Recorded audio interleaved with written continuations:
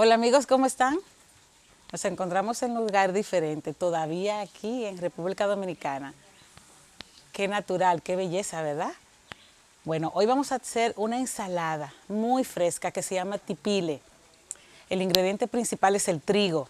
Le va a gustar mucho. No necesitan utilizar ni la estufa, ni el horno, ni nada. Así que acompáñenme hasta el final. Espero que les guste.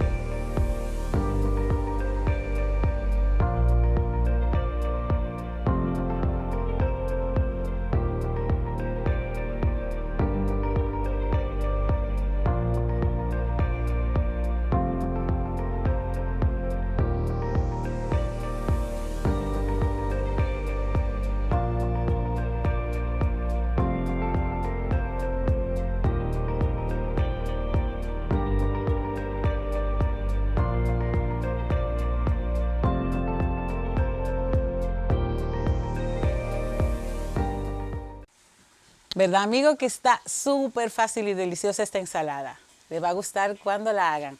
Luego me dejan sus comentarios de cómo les quedó. Recuerden que la receta completa siempre va a estar en la descripción del video abajo.